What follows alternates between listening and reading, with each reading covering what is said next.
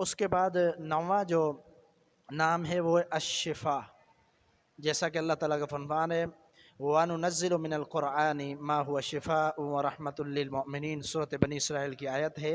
اور ایک اور مقام پر سورۃ یونس میں فرمایا وَشِفَاءٌ لِّمَا فِي الصُّدُورِ۔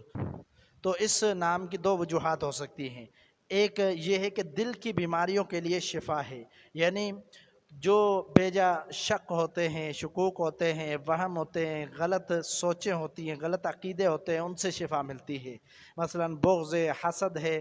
الحمدللہ رب العالمین والعاقبۃ للمتقین والصلاة والسلام علی سید الانبیاء والمرسلین، اما بعد۔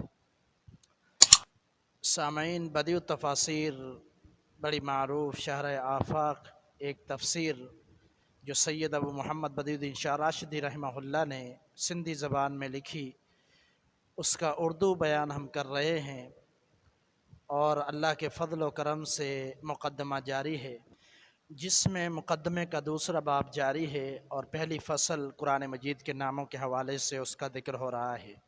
اس سے قبل ہم آپ کی نظر 7 نام کر چکے ہیں قرآن مجید کے، آج 8واں، 9واں، 10واں یہ نام آپ کی نظر کریں گے انشاءاللہ۔ جو شاہ صاحب نے بیان کیا ہے اسی کے مطابق ہی انشاءاللہ بات ہوگی۔ 8واں جو نام ہے وہ ہے الحکم، الحکمہ اور الحکیم المحکم۔ یہ 4 مترادف نام ہیں، اس لیے 8ویں ہی نام میں شاہ صاحب نے ان چاروں کو ذکر کر دیا ہے۔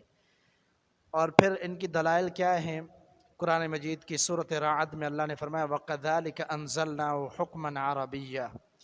سورۃ قمر میں اللہ تعالیٰ نے فرمایا حکمۃ بالغہ۔ سورۃ احزاب میں اللہ تعالیٰ نے فرمایا وَاذْكُرْنَ مَا يُتْلَى فِي بُيُوتِكُنَّ مِنْ آيَاتِ اللَّهِ وَالْحِكْمَةِ۔ سورۃ یاسین میں اللہ تعالیٰ نے فرمایا یاسین والقرآن الحکیم۔ اور اسی طرح جو آخری المحکم، اس کی دلیل یہ ہے کتاب احکمت آیاتہ، یہ سورۃ ہود کی آیت ہے۔ تو ان دلائل کو ذکر کرنے کے بعد شاہ صاحب نے جو تبصرہ کیا وہ یہ ہے کہ حکمت بمعنی دانائی ہے، اور 2 اقوال بھی پیش کیے ہیں۔ ایک قول نحوی استاد خلیل سے ماخوذ ہے، انہوں نے کہا کہ یہ احکام سے ہے، ازلام سے ہے، اور اسی طرح ایک دوسرے امام سے بھی ایک قول نقل کیا ہے جو یہ کہتے ہیں کہ یہ حکمت اللجام سے ہے، یعنی جو لغام کی جو حکمت ہے، کسی جانور کو لغام دے دی جاتی ہے تو اس کی جو حکمت ہے اس سے یہ ماخوذ ہے۔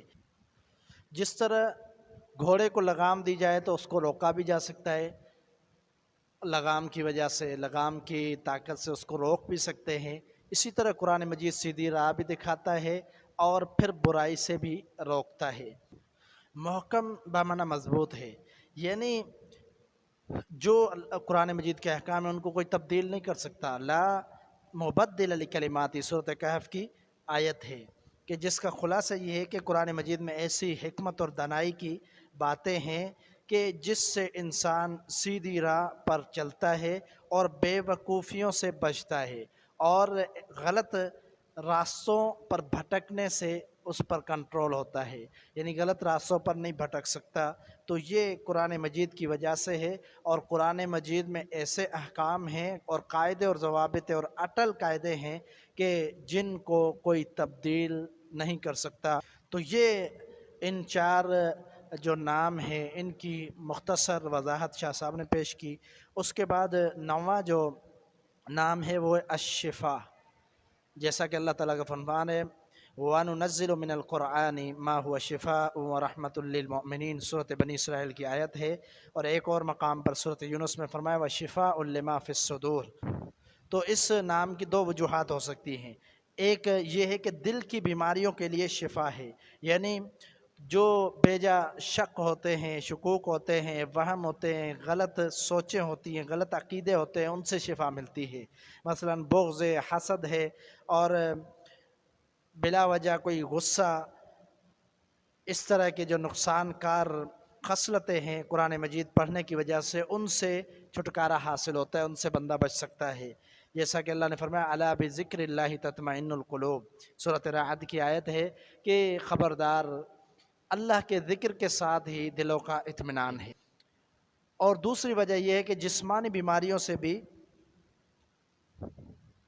شفا مل سکتی ہے، اس کے لیے بھی پڑھا جائے یا دم کیا جائے، مگر دم کا وہی طریقہ ہو جو رسول اللہ صلی اللہ علیہ وسلم سے منقول ہے، اپنی اپنی مرضی سے ایجاد کرنے کا کسی کو حق نہیں ہے۔ اسی طرح تعویذ لکھنا، تعویذ کو باندھنا، اسی طرح کسی کھانے پینے کی چیز پر پھونک مارنا، یہ جو باتیں ہیں وہ رسول اللہ صلی اللہ علیہ وسلم سے ثابت نہیں ہے۔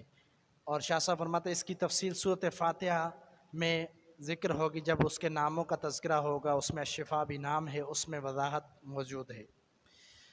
اسی طرح 10واں جو نام ہے وہ الہدا، قرآن مجید کی سورۃ بقرہ کی آیت ہے ھدی للمتقین، اور سورۃ بقرہ میں فرمایا ھدی للناس، اور اسی طرح سورۃ یونس میں فرمایا ھدی ورحمۃ للمؤمنین، اور سورۃ بنی اسرائیل میں فرمایا ان ھذا القرآن یہدی للتی ہی اقوم، اسی طرح سورۃ الجن کے اندر فرمایا انا سمعنا قرآنا عجبا، اسی طرح سورۃ احقاف کی آیت ہے انا سمعنا کتابا انزل من بعد موسیٰ مصدقا لما بین یدیہ یہدی الی الحق و الی طریق مستقیم۔